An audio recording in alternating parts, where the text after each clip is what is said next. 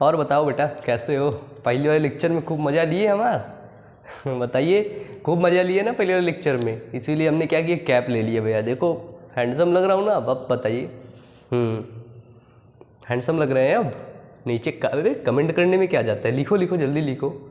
देखो sir, nice, you are handsome sir, है ना भैया, ठीक है। यू कॉल मी भैया, नॉट ए सर, ये वो ऐसा कुछ नहीं, ठीक है ना, क्योंकि हम भी पूरे लेवल से हैं, ठीक है।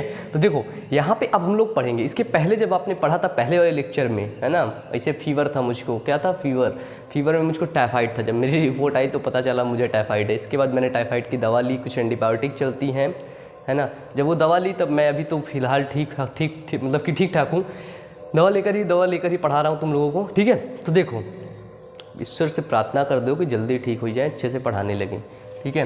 देखो यहाँ पे अब हम लोग पढ़ेंगे द्विनाम पद्धति के बारे में। पहले आप लोगों ने पढ़ा जीव विज्ञान का परिचय, इसके बाद सजीवों के लक्षण, ये सब चीज़ों के बारे में पढ़ा। इसके बाद वर्गीकरण के बारे में थोड़ा सा मैंने आपको वहाँ पे बताया।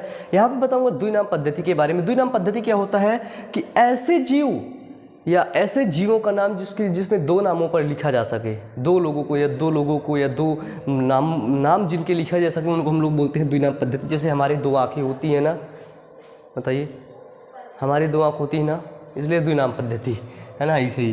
तो देखो द्विनाम पद्धति क्या होता है, इसको एक स्वीडन के वैज्ञानिक थे लिनियस। स्वीडन के कौन से वैज्ञानिक थे? जिनका नाम था लिनियस। उन्होंने बोला कि प्रत्येक जीव के दो नाम होते हैं। जो स्वीडन के वैज्ञानिक साहब थे उन्होंने बोल दिया कि जो प्रत्येक जीव होते हैं, जो जीव जंतु होते हैं, उनके दो नाम होते हैं। अब दो नाम में आया पहला नाम, दूसरा नाम। तो भैया जी सब लोगों ने मिलकर पूछा कि भैया पहला नाम क्या इंडिकेट करता है, दूसरा नाम क्या इंडिकेट करता है। स्वीडन के वैज्ञानिक ने बोल दिया कि पहला नाम उसके जाति को वंश को इंडिकेट करेगा, और जो दूसरा नाम है उसके जाति को इंडिकेट करेगा। जो पहला नाम है उससे उसका वंश का पता चलेगा, और जो दूसरा नाम है उससे उसकी जाति का पता चलेगा। समझ गए ना? जैसे बिल्ली का वैज्ञानिक नाम होता है फेलिस डोमेस्टिका। इसको तुम लोग याद कर लो, नहीं तो कसम से तुम लोगों को इतना पीटूंगा, बहुत पीटूंगा, सही से पढ़ोगे नहीं तो, ठीक है ना। तो याद कर लो, बिल्ली का होता है फेलिस डोमेस्टिका। जो बिलारी होती है, जो बिल्ली होती है, गाँव की भाषा में बिलारी बोलते हैं ना। देखो बिलारी जा रही है ना, कुत्ता देखो कुकुर जा रहा है, क्या जा रहा है, कुकुर है ना। अरे वैसे हम भी गांव से ही बिलोंग करें, कहीं बाहर से तो आए नहीं है ना। गांव की हमें पूरी एक वो आती है। ये तो बस पढ़ा रहे तुम लोगों को, थोड़ा सा पढ़ लिए थे, लगा पढ़ा देते, नहीं तो हम बहुत बड़े वो वाले हैं ना, हम दुष्ट हैं, ठीक है। तो बिल्ली का होता है फेलिस डोमेस्टिका, ठीक है। जो फेलिस डोमेस्टिका में जो पहला वर्ड है ये इसके वंश को इंडिकेट करेगा, और जो दूसरा वर्ड है ये इसके जाति को इंडिकेट करेगा, ठीक है। बिल्ली में जो फेलिस वर्ड है ये वंश को इंडिकेट करेगा, और जो डोमेस्टिका वर्ड है इसके जाति को इंडिकेट करेगा। इसी तरह कुत्ता में होते कैनिस फैमिलियरिस, मतलब कि जो पहला वर्ड है ये इसके वंश को इंडिकेट करेगा, और जो दूसरा वर्ड है इसके जाति को इंडिकेट करेगा। यही है आपकी द्विनाम पद्धति। द्विनाम पद्धति को लिखते समय कुछ बातों का ध्यान रखना चाहिए कि जैसे इसको हम अगर कैपिटल इंग्लिश वर्ड में लिखेंगे तो हम लोग लिखेंगे कैनिस को के कैपिटल से, इधर फैमिलियरिस को एफ स्मॉल से, है ना। कि पहला वर्ड द्विनाम पद्धति को लिखते समय पहला वर्ड उसका कैपिटल लेटर से होना चाहिए, और दूसरा वर्ड जो है वो स्मॉल लेटर से होना चाहिए। और इसको ग्रीक भाषा में लिखा जाता है, ठीक है। इसको थोड़ा सा तिरछा लिखा जाता है, इसको लिखते समय ध्यान दिया जाता है, एक वर्ड के बीच में, दोनों वर्ड के बीच में गैप होना चाहिए। ये देखिए जो गैप है ना। इस तरह इसमें कई बातें रहती हैं जिनको आप लोग ध्यान में रख सकते हैं, ठीक है। बोर्ड एग्जाम में आएगा, एग्जाम में आप लोगों को पूछा जाएगा द्विनाम पद्धति क्या है, त्रिनाम पद्धति क्या है, ऐसे पूछ लिया जाएगा, ठीक है। तो यहाँ तक ये खत्म होता है आपका द्विनाम पद्धति। अब हम लोग बढ़ते हैं त्रिनाम पद्धति के बारे में। त्रिनाम पद्धति के बारे में थोड़ा सा और इसके बारे में पढ़ के इस चैप्टर को हम लोग क्लोज करते हैं, ठीक है। तो चलिए आगे बढ़ते हैं। तो चले बच्चों, यहाँ पे हम लोग देखेंगे त्रिनाम पद्धति के बारे में। इसके पहले हमने द्विनाम पद्धति के बारे में देखा, तो आप लोग बहुत बेहतर तरीके से क्लियरली द्विनाम पद्धति समझ चुके होंगे, ठीक है। तो चलिए त्रिनाम पद्धति देखते हैं। देखिए द्विनाम पद्धति में आपने क्या समझा कि जिसके दो नाम हम लिख सकें। जैसे हमारा नाम है अमन सिंह, हमने दो नाम अपने लिखे, ठीक है, तो हम द्विनाम पद्धति के अंतर्गत आएंगे, ठीक है। जैसे कोई और आदमी है, उसने लिखा अमन कुमार सिंह, है ना, तो वो त्रिनाम पद्धति के अंतर्गत आएगा। तो ऐसे ही इसमें भी है। देखिए त्रिनाम पद्धति क्या है कि त्रिनाम पद्धति जीवों की नामकरण की वह पद्धति है जिसमें किसी जीव का नाम 3 शब्दों का बना होता है। त्रिनाम पद्धति में किसी जीव का नाम 3 शब्दों से मिलकर के बना होता है, उसी को हम लोग बोलते हैं त्रिनाम पद्धति। ठीक है ना, याद रहेगा। देखिए, जो उसका पहला शब्द रहेगा 3 शब्दों से मिलकर बनेगा, तो जो उसका पहला शब्द रहेगा वो वंश को इंडिकेट करेगा, और जो दूसरा शब्द होगा वो जाति को इंडिकेट करेगा, और जो तीसरा शब्द होगा वो उसको उपजाति को इंडिकेट करेगा। पहला है वंश, दूसरा है जाति और तीसरा है उपजाति को इंडिकेट करेगा, वही है त्रिनाम पद्धति। आगे देखें, आगे जैसे आपने मनुष्य का नाम सुना होगा, मनुष्य का नाम आपने बेसिकली सुना होगा होमो सैपियंस। क्या होमो सैपियंस होता है? बिल्कुल नहीं। मनुष्य का जो वैज्ञानिक नाम होता है उसको बोला जाता है होमो सैपियंस सैपियंस, क्योंकि ये त्रिनाम पद्धति के अंतर्गत आता है। इसका नाम होता है होमो सैपियंस सैपियंस। ठीक है, ऐसे याद रखिएगा, ओरिजिनल मनुष्य का वैज्ञानिक नाम होमो सैपियंस सैपियंस ही होता है। आगे देखें, आगे है जैसे कि कौवा, जो कौवा होता है ना, काँव काँव बोलता है, उसका वैज्ञानिक नाम क्या होता है बताइए? कौवा का वैज्ञानिक नाम होता है कोवर्स। कौवा बोले काँव काँव तो कोवर्स हो गया, कोवर्स क्रोवर्स है ना, कोवर्स स्प्लेंडेंस स्प्लेंडेंस है ना। मतलब कि जो एक नाम है स्प्लेंडेंस, अंतिम वाला जो नाम है, जो जाति वाला नाम है, वही नाम उपजाति को भी इंडिकेट करेगा, तभी हम लोग उसको बोलेंगे कि ये त्रिनाम पद्धति के अंतर्गत आता है। मतलब कि इसको हम 3 नाम लिख सकते हैं। अब आप लोग मुझे बताएंगे कि गाय का वैज्ञानिक नाम क्या होता है? गाय का, काऊ है ना, जो सीधी होती है एकदम से, है ना, उसका वैज्ञानिक नाम क्या होता है? आप लोग नीचे कमेंट बॉक्स में बताएंगे। बताइए, आज अच्छा लग रहा हूँ ना, कोई दिक्कत तो नहीं पढ़ाने में, है ना? ठीक है, देखो तो अच्छे से पढ़ना बेटा, ठीक है, किसी चीज़ की दिक्कत ना देना। अभी तक तो फीवर था यार, पहले लेक्चर में तुम लोग देखे हो कितना धीरे धीरे इसे पढ़ा रहा था, क्या है ना। अब तो खैर बिल्कुल, बाकी उतनी एनर्जी अभी नहीं है जितनी तुम लोग सोचते हो, है ना। किसी भी तरह से पढ़ा रहा हूँ दवा खा के, है ना। अभी ठीक हो जाऊँगा, रिकवर हो जाऊँगा, तब मिलते हैं बुलेट के साथ। ठीक है, तो चलिए अब हम लोग आगे देखते हैं विविधता के बारे में, वर्गीकरण वाली जो चैप्टर, इस चैप्टर का मेन टॉपिक के बारे में देखते हैं। ठीक है, अब हम लोग आगे चलते हैं। अगला टॉपिक आता है आपका वर्गीकरण। वर्गीकरण यानी कि क्लासिफिकेशन आता है। अब जो वर्गीकरण है, क्लासिफिकेशन है, क्यों किया जाता है? क्लासिफिकेशन का क्या मतलब होता है आप लोग समझ चुके हैं कि जो जीव जंतु हैं, जो पादप हैं, वो बहुत ढेर सारे पादप, कितने पादप पाए जाते हैं? लेक्चर 1 में मैंने आपको बताया था। उन कितने जीव पाए जाते हैं पृथ्वी पर? 1.25 करोड़। सही है ना? बताओ, नीचे कमेंट करो, सही बताओ, कितने जीव पाए जाते हैं? उन जीव में से कितने पादप होते हैं, कितने जंतु होते हैं, ये भी बताओ। ठीक है, तो जब पृथ्वी पे बहुत ढेर सारे जीव या पादप पाए जाएंगे तो उनको बांटा भी जाएगा।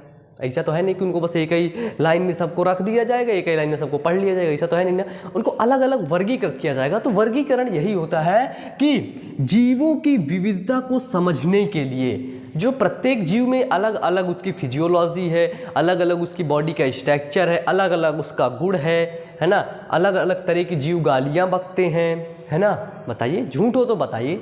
ठीक है, जीवों को उनके संबंधों के आधार पर वर्गीकृत करते हैं। तो जब इतने प्रकार के जीव मिल गए तो हम क्या करेंगे कि उन जीवों को उनके संबंधों के आधार पर ही उनको वर्गीकृत कर देते हैं। इसी को हम लोग बोलते हैं वर्गीकरण। अब देखिए, यदि जीवों को विभिन्न श्रेणियों में ना बांटा जाए तो अध्ययन करना मुश्किल हो जाता है। अब भैया इतने करोड़ों जीव हैं, है ना, 1 करोड़ के ऊपर तो पृथ्वी पर जीव पाए जाते हैं। अगर उनको वर्गीकृत ना किया जाए, चलो पढ़ते पढ़ते पूरी जिंदगी बीत जाएगी, फिर भी हम लोग पढ़ ना पाओगे। बतावा, अगर इतने जीव, एक मच्छर के बारे में हम पढ़े नहीं पाता जो हमका काट लेता है, एक मक्खी के बारे में नहीं पढ़ पाए पूरी जिंदगी जो हमका काट, जो हमें बीमारियां फैला देती है। बताइए, तो इतने करोड़ों जीव हैं, कैसे पढ़ पाओगे? नहीं पढ़ पाओगे ना। इसलिए क्या किया जाता है, इनको वर्गीकृत किया जाता है कि एक किंगडम तुम पूरा पढ़ लो, मतलब तुम लगभग 20,000, 10,000, 1 लाख जीवों के बारे में तुम सीधे पढ़ दिए। कोई भी जीव उस तरह का दिख रहा है, तुम बता दिया, अच्छा ये तो इससे ऐसे होता है, ऐसा होता है, ऐसा होता है। ठीक है, कैसे पढ़ोगे? ऐसे से होता है बीएससी वगैरह में जब जाओगे तभी पढ़ोगे, ठीक है। तो इसी कारण से वर्गीकरण किया जाता है। तो वर्गीकरण करने के लिए सिर्फ एक रीज़न है कि पृथ्वी पर अनेक जीव पाए जाते हैं, जिसके कारण से उनके बारे में सही से अध्ययन करना, सही से पढ़ना संभव नहीं हो सकता। इस वजह से हम जीवों का वर्गीकृत करते हैं। क्या करते हैं? जीवों का वर्गीकृत करते हैं। आगे देखें, अगला है कि पौधों तथा जंतुओं को विभिन्न श्रेणियों में बांटा गया है। जो पौधे हैं, जो जंतु हैं, उनको विभिन्न श्रेणियों में बच्चों बांटा गया है, ठीक है। जिनमें से जैसे जो पौधे हैं ना, सबसे पहले उनको संघ बनाया गया है। एक संघ, जैसे ये पौधा, ये एक समझिएगा एक डिब्बा है, इसमें आपको बनाया गया संघ।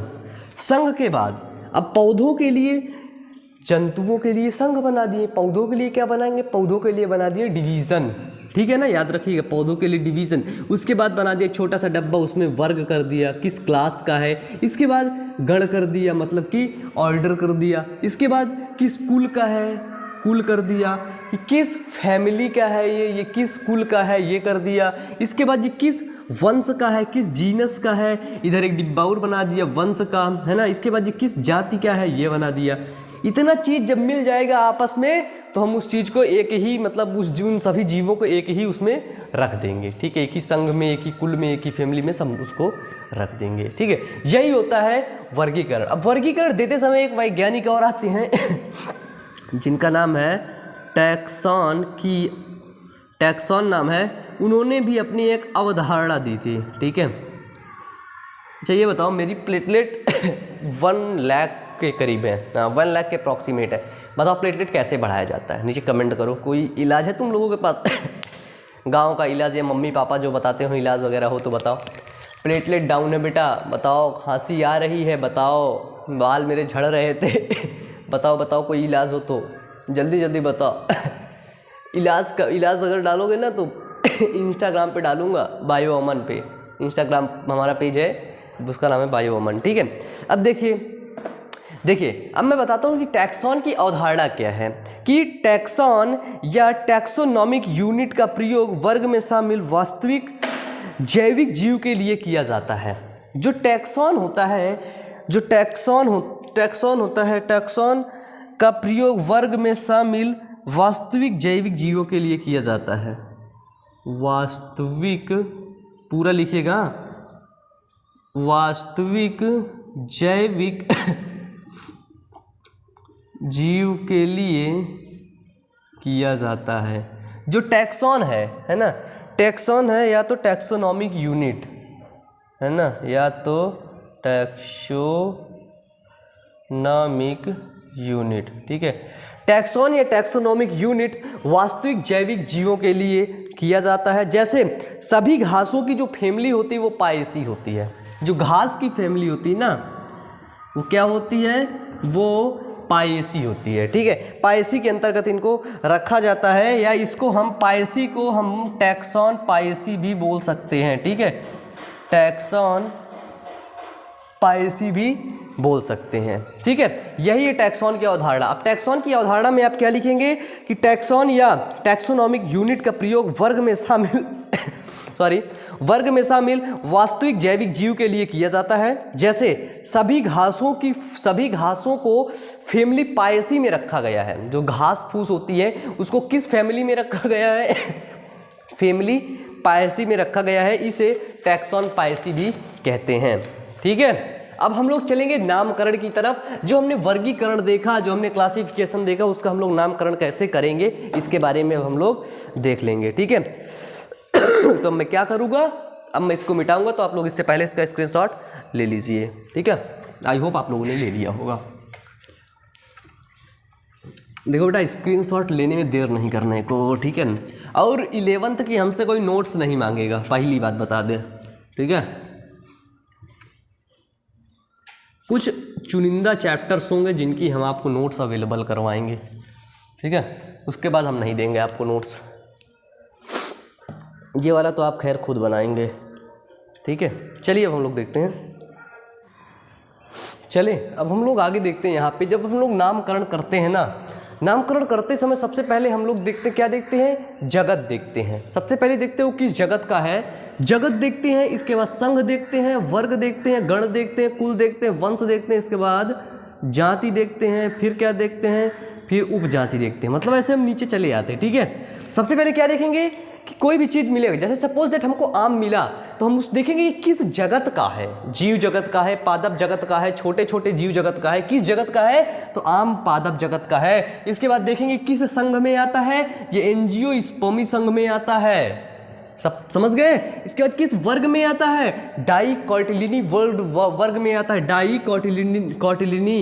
इसके बाद ये किस गण में आता है, तो ये गण में आता है सेपेडेंसी। किस कुल में आता है, एनाकॉर्डेसी कुल में आता है। और किस वंश में आता है, तो ये मेजिफोरा वंश में आता है। समझ गए ना।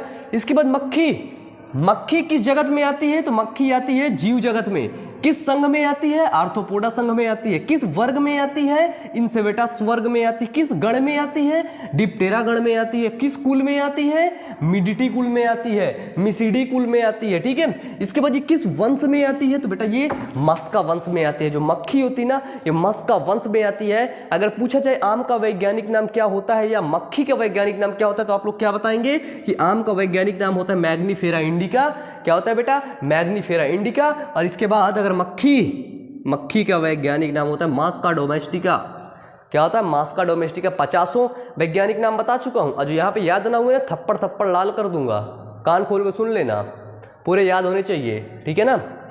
चलो, वैसे एक बात मैं सोच रहा था, चलो मैं पढ़ा तुम लोगों को रहा हूँ, लेकिन फायदा मेरा कुछ हो नहीं रहा है। 1 रुपया मुझे कहीं से मिल नहीं रहा है, कहीं से यार। भगवान की दया से कोई 1 रुपया दान देने को भी तैयार नहीं है।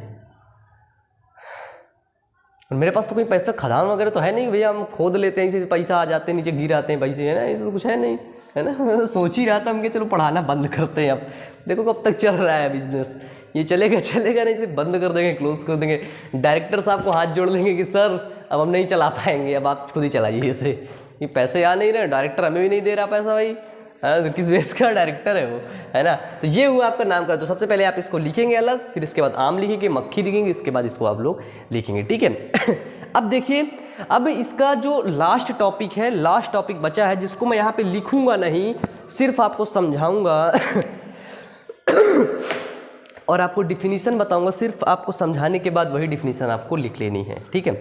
देखिए, पहला आता है जाति।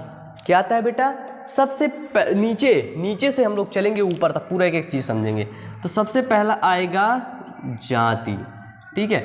अब हम लोग जाति में क्या लिखेंगे कि चलिए लिखिए, अब आप लोग लिखिए, बंद करिए, समझिए। यह वर्गीकरण मूल की सबसे छोटी इकाई है। जो जाति होती सबसे नीचे होती है, मतलब कि यह वर्गीकरण मूल की सबसे छोटी इकाई है। वर्गीकी अध्ययन में जीवों का समूह जिसमें मौलिक समानता होती है जाति कहलाता है। वर्गीकरण अध्ययन में जीवों का समूह जिसमें मौलिक समानता होती है जाति कहलाती है। समझ गए क्या होती है जाति, लिखिए इसको। जाति के बाद अब सेकंड नंबर पर आता है वंश। किस वंश का है ये देखिए। ठीक है, वंश में क्या लिखेंगे कि वंश समान गुणों वाली जातियों के मिलने से बनता है। जब समान गुणों वाली जातियां आपस में मिलती हैं तो क्या बनता है, वंश बनता है। एक वंश की सभी जातियों में कुछ समान गुण अवश्य पाए जाते हैं, ये गुण दूसरे वंश में नहीं पाए जाते हैं। जो जातियों के जो गुण होते हैं ना, वो एक वंश में पाए जाते हैं, और अगर सोचा जाए दूसरे जाति के गुण इस वंश में पाए जाए तो नहीं पाए जाएंगे। बताइए, जैसे मनुष्य की प्रजाति हर जगह है पूरी पृथ्वी, लेकिन अगर देखा जाए कि अफ्रीका वाला मनुष्य इंडिया में पा जाए तो बहुत कम मिले, बहुत कम नहीं, मिलेगा ही नहीं। वो इतना सारा छोटा छोटा चाइना वाला इधर मिल जाए, मिलेगा ही नहीं, साला नाक दबा दबा रहता है, छोटा सा बिल्कुल गधे की तरह है, हिप्पो हिप्पो करता चला जाता है कुत्ते की तरह, है ना। ऐसा होता है क्या, नहीं मिलता ना, है ना। आगे चलें, आगे है जैसे वंश में थोड़ा सा देख लीजिए। जैसे कि होता है जैसे पैंथरा वंश में, आप लोग वो लिखिए, पहले डिफिनीशन लिखिए। डिफिनीशन में क्या लिखना है कि वंश समान गुणों वाली जातियों के मिलने से बनता है। एक वंश की सभी जातियों में कुछ समान गुण वाले अवश्य पाए जाते हैं, ये गुण दूसरे वंश से नहीं मेल खाते हैं या नहीं मिलते हैं। जैसे बेटा पैंथरा एक वंश है, ठीक है, पैंथरा एक वंश है जिसके अंतर्गत कौन कौन से आते हैं, शेर, चीता और बाघ आते हैं। शेर, चीता और बाघ आते हैं। ठीक है, अब इसका क्या नाम है, इसका नाम है पैंथरा। पैंथरा सबका लगेगा, ठीक है, जाति सबका लगेगा। इसके बाद पैंथरा शेर को बोलते हैं पैंथरा लियो, इसको भी याद करना। चीता को बोलते हैं पैंथरा पार्डस, ठीक है। और बाघ को बोलते हैं टाइग्रिस, टाइगर बोलते हैं ना बाघ को, चीता को, टाइगर बाघ को, है ना। तो Panthera Tigris, Panthera pardus, Panthera लियो, ठीक है, ये पैंथरा वंश में आते हैं। अगला चले, अगला है बेटा कुल, तीसरा नंबर पे आता है कुल, जिसको हम इंग्लिश में बोलते हैं फैमिली।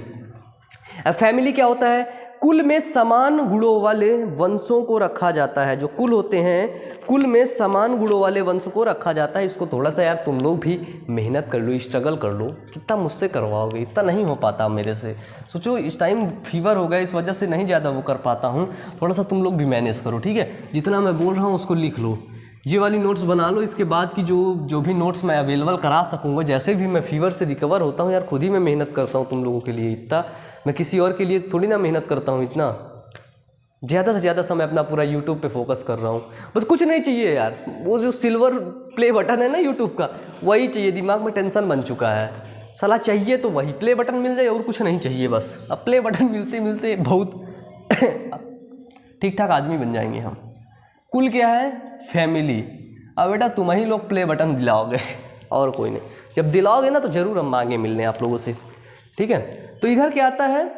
इधर आएगा कुल। कुल क्या होता है कि कुल में समान गुणों वाले वंशों को रखा जाता है। जितने भी जो वंश होते हैं, है ना, उनमें से जो समान गुणों वाले वंश होते हैं, जिसमें जिनके वंश में जो लेवल होता है वो गुण का समान होता है, उनमें कुल को रखा जाता है। जैसे शेर, बाघ, चीता, विभिन्न प्रकार के वंश बिल्ली को फैलिडा में रखा गया है।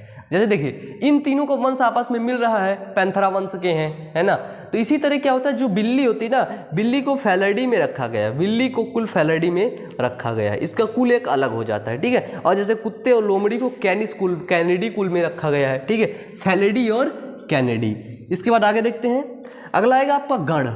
गण को हम लोग बोलते हैं ऑर्डर, ठीक है। जल्दी से ख़त्म कर देते, नहीं तो बहुत दिन तक पढ़ते रहोगे। गण क्या होता है कि एक या कई मिलते जुलते गुणों वाले कुलों को एक गण में रखते हैं। एक या कई मिलते जुलते वाले कुलों को एक गण में रखते हैं, जैसे कि फैमिली और कैनिडी। जैसे कि फैमिली और कैनिडी सॉरी। अब देखो फैलिडी, फैलिडी है बेटा, गलत करवा देते हो। फैलिडी और कैनिडी। जो फैलिडी होता है ना, फैलिडी होता है बिल्ली में। फैलिडी कहाँ पे होता है बेटा? बिल्ली में। और ये होता है कुत्ता और लोमड़ी में, ठीक है।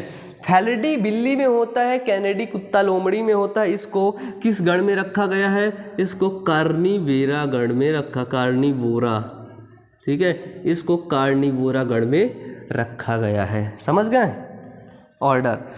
अब आता है वर्ग। वर्ग क्या होता है? इस संवर्ग से संबंधित गण आते हैं। मतलब उल्टा चले जाओ, उसी को लिखते चले जाओ कि इस संवर्ग से संबंधित गण आते हैं। जैसे प्राइमेट्स गण, जिसमें बंदर, गोरिल्ला या मनुष्य आते हैं। अब मनुष्य पूछा जाए तो किस गण में, किस वर्ग में आते हैं, तो आप लोग क्या बताएंगे? प्राइमेट्स गण में आते हैं और ये क्लास में आते हैं, ठीक है। अब बात करेंगे संघ के बारे में। संघ का मतलब क्या होता है? छठा नंबर, फाइलम। क्या होता है? फाइलम। फाइलम क्या होता है कि कुछ विशिष्ट गुणों वाले वर्गों को एक संघ में रखा जाता है। जैसे कॉर्डेट है, नोटोकॉर्ड है आदि, ये विशिष्ट गुण वाले होते हैं। इनको एक ही गण में रखा जाता है, एक ही वर्ग में रखा जाता है। इसको हम संघ बोलते हैं। नंबर 7 पे आता है जगत। जगत को हम लोग इंग्लिश से बोलते हैं किंगडम, ठीक है। जगत क्या होता है कि यह वर्गीकरण के प्रमुख संवर्ग से, जो वर्गीकरण होता है, यह वर्गीकरण में प्रयुक्त संवर्ग से सबसे अच्छा संवर्ग है। जो जगत होता है ना, सबसे अच्छा संवर्ग है। क्यों? क्योंकि सबसे ऊपरी भाग में आता है, सबसे ऊपर ही आता है, ठीक है। आधुनिक वर्गीकरण के अनुसार समस्त जीवों को 5 जगत में रखा गया है। जो आधुनिक वर्गीकरण है, इसके अनुसार जो समस्त जीव हैं, पूरे पृथ्वी पर जो जीव हैं, उनको 5 जगत में रखा गया है, उधर ही बांट दिया गया है। जबकि पादप जगत के विभिन्न भागों में बांटा गया है। जो पादप जगत है, जंतु जगत को 5 जगत में बांट दिया गया है, लेकिन जो पादप जगत है उनको बहुत भागों में बांटा गया है, ठीक है। ये होता है आपका यहीं पर जीव जगत या सजीव जगत आपका खत्म या फिनिश। तो यहाँ पर मैं आपको जो इम्पोर्टेंट क्वेश्चंस हैं उसको भी करवाऊंगा, तो आप लोग इसी चैनल पर बने रहिएगा। वीडियोस में जल्दी लाऊंगा, ठीक है। तो अब हम लोग पढ़ेंगे इसके बाद नेक्स्ट टॉपिक जो इसका नेक्स्ट चैप्टर है, ठीक है। तो आप लोग क्या करिए, हमारे एक दूसरा चैनल है, उस चैनल का नाम है बायो अमन मोटिवेशन। अगर आप हमारे चैनल को अच्छे से खंगालेंगे ना तो सब कुछ मिल जाएगी।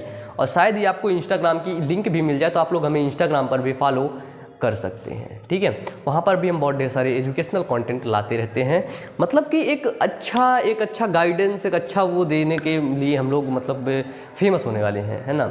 लाइक कि कैरियर से संबंधित अच्छी टिप्स हम देंगे, है ना। कुछ भी आपको चाहिए, बायो अमन आपके साथ है, हर फील्ड में बायो अमन आपके साथ रहेगा, ठीक है। तो चलिए ठीक है, फिर इसी तरह पढ़ते रहिए, मेहनत करते रहिए। फिर मिलते हैं अगले वीडियो में, तब तक के लिए पढ़ते रहिए, मेहनत करते रहिए। All the best.